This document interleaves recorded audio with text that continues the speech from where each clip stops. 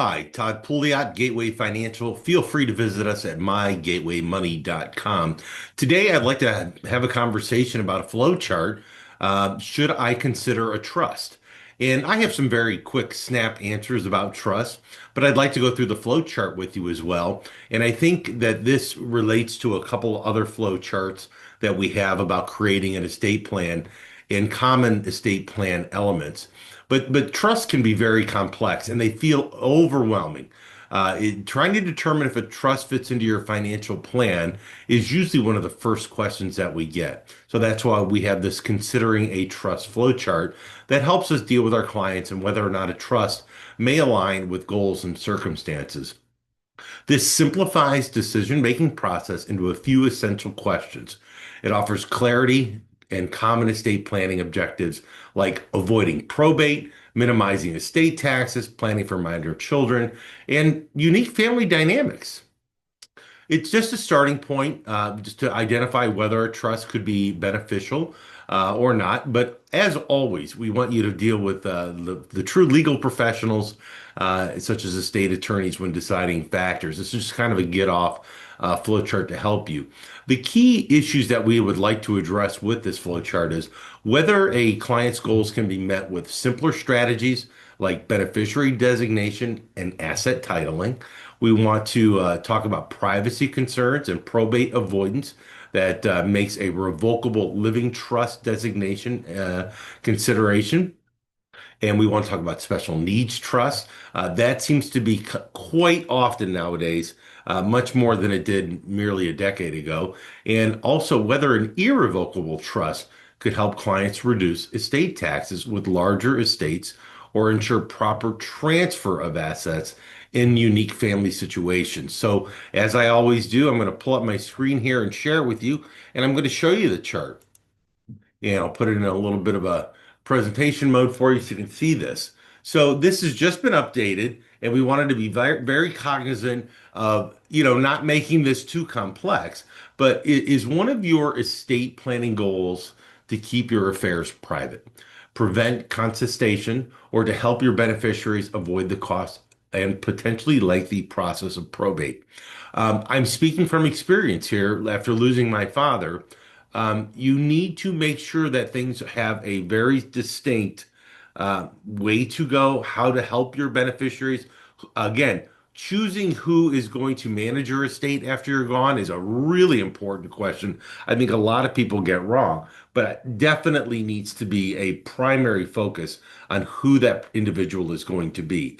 Keeping things private, rarely do I hear that people go hunting about people's private matters after they've been gone. If you're a celebrity, I would say that might be different. Seeing with the Gene Hackman and all the other historical figures who have passed away and reading about their estate plans. And then lengthy and costly probate. There are certain issues that are very unique to each state, so I'm going to caution you on that. For example, in the state of South Carolina, we try to do a notary exchange of title prior to his death. Was just something he did not want to do. Wanted to hold on to some little sense of independence. So that vehicle, although it was a well-used vehicle, still had to go through probate for that one thing. And that's what I think is the cautionary tale is. Be cognizant every state has their own rules. So if that answer is yes, could you achieve these goals entirely through the use of proper beneficiary designations? That is my number one answer every time I meet with somebody is why. If you're going to answer yes, tell me why. And can we resolve those problems? Joint tenancy with rights of survivor, JTWROS. It is the easiest way to handle a transfer of asset. Another one is TOD, transfer on death, payable on death, very similar. And again, make sure you not only do that on your investment vehicles, but also things like a bank account. And you can even do that with titling of vehicles. So there's a way to make sure that you structure your assets correctly. So do your primary, do your contingent, and how you ownership structure your accounts matters. If it's no, and one of the consideration is, do you have minor children? Consider using a revocable living trust to avoid guardianship proceedings over the assets and provide guidance to the guardian and trustee as to how you want the assets to be handled on behalf of your minor children. That's something I'm dealing with. Mine's still 17, not yet fully a legal adult, and won't be for a while. But we want to make sure that, hey, do we have this all structured properly on how we want to handle this? Should I and my wife not be around? Again, if you come back over to the other side, we could not achieve these goals. Let's go down and say, hey, consider using a revocable living trust to consolidate and organize your estate plan. Help ensure your assets remain private and avoid probate. That's a big answer for a lot of people is they just want to consolidate and organize and put everything in one place. And that is always something you should do while you're living rather than after you've passed away. Just I think simplifying things is an easy way, and I'm going to steal a line from an attorney one time. They said, life is a mystery. Just make sure yours is easy to solve. Good line. So again, I'm just going to come back around to the other side. Is your gross estate potentially at risk of being subject to estate taxes? Now, we just had the passage of the One Big Beautiful Bill Act. There are some changes and limitations, which is good.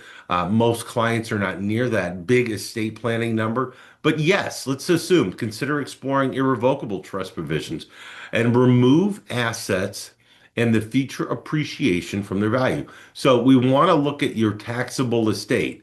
ILETs, life insurance, irrevocable life insurance trusts, SLATs, GRATs, other things that can use credit shelter trusts.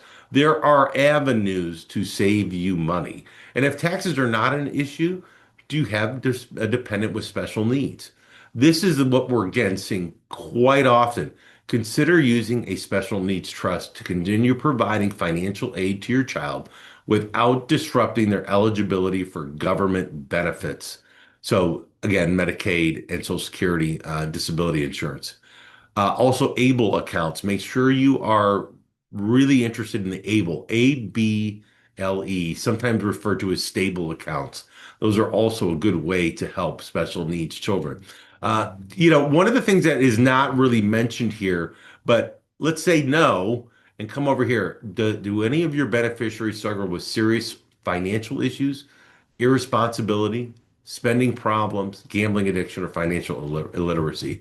I'll tell you, it's really hard as a parent or as an advisor to help a parent who has 5 children, and we decide to write one of those children out as a beneficiary. And that's a difficult decision to make. However, what do you do if you give that person all that money who has an addiction issue? You're probably killing them. And that's what we decided with one of our clients. And, now that the dependent, or excuse me, the beneficiary through the years later said, hey, it was a good thing they didn't give me that money at that time because I probably would have killed myself. Still in recovery. I'm glad they're still doing wonderful, but I think it was a great decision by our clients to write out somebody as a beneficiary for specific purposes. So that we created a different situation. They could only have access to a little bit of money at a time. And it's been a great avenue in this instance. So be cognizant, not everybody is financially literate or has spending problems or gambling or some other addiction. So those are things you really want to be cognizant of. Consider setting up trust with spendthrift provisions. And that's what we did is we spent the spendthrift provision and it helps safeguard those assets and just potential destruction from poor financial decisions or personal decisions on there. Also, if you have blended families, second marriages, concerned about conflicting priorities of interest among who inherits your assets, really interesting. Be cognizant that, hey, it could be a blended family. And what happens if your significant other at some point moves on to another blended family and another blended family? There are people who are serial marriers, and we need to be cognizant that your children or your beneficiaries are taken care of as life moves on, especially if you die prematurely or have some sort of illness that makes you prematurely.